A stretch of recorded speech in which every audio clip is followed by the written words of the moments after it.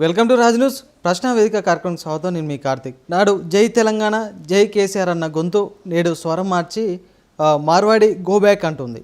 అదేవిధంగా నాడు ప్రజా సమస్యలపై విద్యార్థి సమస్యలపై ముందడుగు వేసిన కాలు నేడు కాంగ్రెస్ పార్టీలో ఆగిపోయింది. ఇవన్నీ విషయాలు మనతో చర్చించడానికి తెలంగాణ రాష్ట్ర ఉద్యమకారుడు, అదేవిధంగా తెలంగాణ రాష్ట్ర తొలి ఎస్సీ కార్పొరేషన్ మాజీ చైర్మన్ పిడమర్తి రవి గారు ఉన్నారు. వెల్కమ్ చేద్దాం sir. Welcome to Raj news. నమస్తే. ఎలా ఉన్నారు? ఫైన్. కంఫర్టబుల్ ఉన్నారా కాంగ్రెస్ పార్టీలో? అంటే కాంగ్రెస్ పార్టీలో చేరి కొత్తగా అయినాం కదా, అట్లా అనిపిస్తుంది. ప్రస్తుతానికైతే స్థానం పదిలంగానే ఉంది, మంచిగా ఉన్నాం. పిడమర్తి రవి గారు ప్రత్యక్ష రాజకీయాల్లో ఉన్నారా, లేకుంటే సైలెంట్ రాజకీయాలు చేస్తున్నారా అంటే ఏం చెప్తారు? సైలెంట్ రాజకీయాలే చేస్తాను ఇప్పుడు నేను కూడా. ప్రధానంగా మీరు చూడండి, నేను టీఆర్ఎస్ పార్టీలో ఉన్నప్పుడు, కాంగ్రెస్ పార్టీలో ఉన్నప్పుడు కూడా అధికార పార్టీలో ఉన్నాను ఎక్కువ రోజులు. ఇప్పటివరకు ఉన్నటువంటి అప్పుడు టీఆర్ఎస్ పార్టీలో దాదాపు 9 ఏళ్ళు వాళ్ళు ఉంటే 8 ఏళ్ళ పాటు మేము కాంగ్రెస్లో టీఆర్ఎస్ పార్టీలో ఉన్నా. మళ్ళీ పార్టీ మాది కాంగ్రెస్లోకి వచ్చినాక మళ్ళీ ఇక్కడ అధికారంకి వచ్చినాం. ప్రతిపక్షంగా ఎప్పుడు ఉండలేదు. దానివల్ల నా కొట్లాటలు కూడా ప్రజలకు అర్థం కావట్లేదు, టీవీ వాళ్ళకు కూడా అర్థం కావట్లేదు.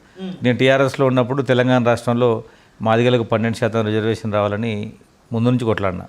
కృష్ణమాదిగ ఎస్సీలకు ఏబీ సీట్ రావాలని 7% కావాలని కొట్లాడింది. సో అది మళ్ళీ నేను కాంగ్రెస్ పార్టీలోకి వచ్చినాక తెలంగాణ రాష్ట్రంలో ఎట్లయితే ఆంధ్ర వాళ్ళ పెత్తనం ఉందో వ్యాపారంలో మార్వాడీల పెత్తనం ఉందని ఈ ఏడాది కాలంలో మార్వాడి గో బ్యాక్ మీద ఉద్యమం చేస్తున్నా.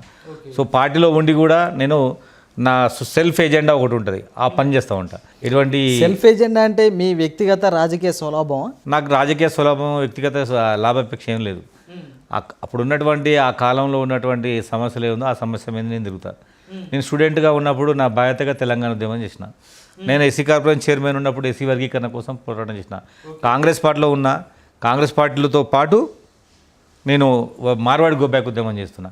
కాంగ్రెస్ పార్టీలో అంటే టికెట్ కోసం అప్లై చేసినప్పుడు what is your another work అని రాసిండు. అప్పుడు నేను ఎస్సీ వర్గీకరణ ఉద్యమం అని రాసిన. పిడమర్తి రవి గారి లక్ష్యం ఎమ్మెల్యే కావడమే. ఆ ఎమ్మెల్యే కావడం కోసం ఎన్ని పార్టీలు మారడానికైనా సిద్ధంగా ఉన్నారనేసి ప్రచారం జరుగుతుంది. అది వాస్తవం కాదంటారా? నేను ఎమ్మెల్యే కావడానికి మాత్రం నిజమే, నేను ఎమ్మెల్యే కావాల్సిందే, నాకు ఆ లక్ష్యం ఉన్నమాట నిజమే. కానీ పార్టీలు మారడానికి కూడా సిద్ధంగా ఉన్నారనేది నిజం కాదంటారా? పార్టీలు మారడానికి ప్రధాన కారణం ఏంటంటే అప్పుడు ఉన్నటువంటి పరిస్థితులు. నేను 2018లో టీఆర్ఎస్ పార్టీ నుంచి పోటీ చేసిన. నా మీద గెలిచిన టీడీపీకి సంబంధించినటువంటి ఒక ఎమ్మెల్యే టీఆర్ఎస్ పార్టీలోకి వచ్చిండు. అప్పుడు నేను హోమ్లెస్ అయిపోయాను, నాకు ప్లేస్ లేదు. అప్పుడు ఏం చేయమంటారు చెప్పండి? అట్లనే బానిసలాగా బతకమంటారా?